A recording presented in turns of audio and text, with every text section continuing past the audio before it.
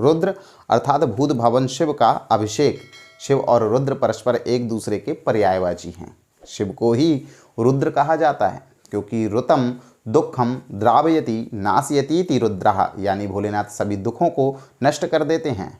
नमस्कार प्रिय दर्शकों, उपस्थित हूँ मैं आचार्य कपिल कृष्ण आपके अपने चैनल आचार्य कपिल कृष्ण जी पर। आज हम चर्चा करने जा रहे हैं उन 18 दिव्यों की जिनसे अभिषेक करने पर आप अपनी सभी समस्याओं से छुटकारा प्राप्त कर सकते हैं और सभी प्रकार के मनोवांछित फल प्राप्त कर सकते हैं।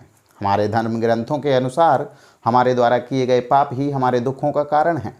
रुद्रार्चन या रुद्राभिषेक से हमारी कुंडली के से पातक कर्म एवं महापातक भी जलकर भस्म हो जाते हैं और साधक में शिव तत्व का उदय होता है तथा भगवान शिव का शुभाशीर्वाद भक्त को प्राप्त होता है और उनके सभी मनोरथ पूर्ण होते हैं। ऐसा कहा गया है कि एकमात्र सदाशिव रुद्र से के पूजन से ही सभी देवताओं की पूजा स्वतः हो जाती है। रुद्र हृदय उपनिषद में शिव के बारे में कहा गया है कि सर्वदेवात्मको रुद्रः सर्वदेवो शिवात्मकः, अर्थात सभी देवताओं की आत्मा रुद्र उपस्थित हैं और सभी देवता रुद्र की आत्मा हैं। हमारे शास्त्रों में विविध कामनाओं की पूर्ति के लिए रुद्राभिषेक के पूजन के निमित्त अनेक द्रव्यों तथा पूजन सामग्री को बताया गया है। साधक रुद्राभिषेक पूजन विभिन्न विधि से तथा विविध मनोरथ को लेकर करते हैं। किसी खास मनोरथ की पूर्ति के लिए तदनुसार पूजन सामग्री तथा विधि से रुद्राभिषेक किया जाता है। आइए जानते हैं वे 18 द्रव्य जिनके आप अपनी मनोवांछित इच्छाओं की पूर्ति के लिए अभिषेक भगवान भोलेनाथ का कर सकते हैं। जल से अभिषेक करने पर वर्षा की प्राप्ति होती है। असाध्य रोगों को शांत करने के लिए कुशोदक यानी कुश के जल से रुद्राभिषेक करना चाहिए। भवन वाहन के लिए दही से रुद्राभिषेक करना चाहिए। लक्ष्मी प्राप्ति के लिए गन्ने के रस से रुद्राभिषेक करें। धन वृद्धि के लिए शहद एवं घी से रुद्राभिषेक करना चाहिए। तीर्थ के जल से अभिषेक करने पर मोक्ष की प्राप्ति होती है। जी हाँ, यदि आप मोक्ष प्राप्त करना चाहते हैं तो आपको तीर्थ के जल से, गंगा जल, यमुना जल इत्यादि से करना चाहिए।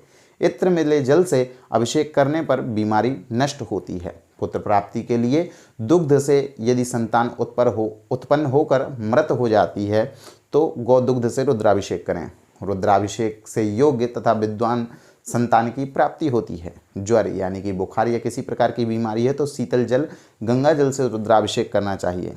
सहस्त्र नाम मंत्रों का उच्चारण करते हुए घृत की धारा से रुद्राभिषेक करने पर वंश विस्तार होता है। प्रमेह रोग की शांति भी दुग्धाभिषेक से हो जाती है। शक्कर मिले दूध से अभिषेक करने पर जड़ बुद्धि वाला भी विद्वान हो जाता है। सरसों के तेल से अभिषेक करने पर शत्रु पराजित हो जाते हैं। शहद के द्वारा अभिषेक करने पर यक्ष्मा तपेदिक दूर हो जाती है। पातकों को नष्ट करने की कामना होने पर भी शहद से ही रुद्राभिषेक करना चाहिए। गौदुग्ध से तथा शुद्ध घी द्वारा अभिषेक करने से आरोग्यता प्राप्त होती है। पुत्र की कामना वाले व्यक्ति को शक्कर मिश्रित जल से अभिषेक करना चाहिए। ऐसे तो अभिषेक साधारण रूप से जल से ही होता है, परंतु विशेष अवसर पर या सोमवार, प्रदोष और शिवरात्रि आदि पर्व के दिनों में मंत्र, गौदुग्ध या अन्य दूध मिलाकर अथवा केवल दूध से भी अभिषेक किया जाता है।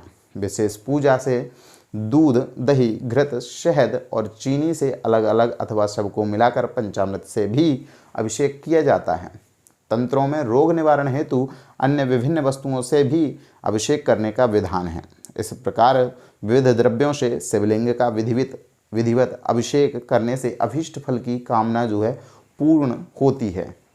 यदि विशेष तौर पर बताना चाहूँ, आप अपने शत्रु से परेशान हैं या आपके घर में किसी प्रकार का क्लेश बना रहता है, आपको लगता है कि आपके घर में किसी प्रकार के कोई ऊपरी बाधा है, तब भी आप सरसों के तेल से भगवान भोलेनाथ का अभिषेक करें और उस तेल को जो है किसी गरीब को या किसी जोशी को जो आपके आसपास रहते हों वहाँ पर जाकर उसको दान करें। निश्चित रूप से आपका कल्याण होगा। आपके शत्रु जो हैं वे पराजित होंगे या शांत हो जाएंगे।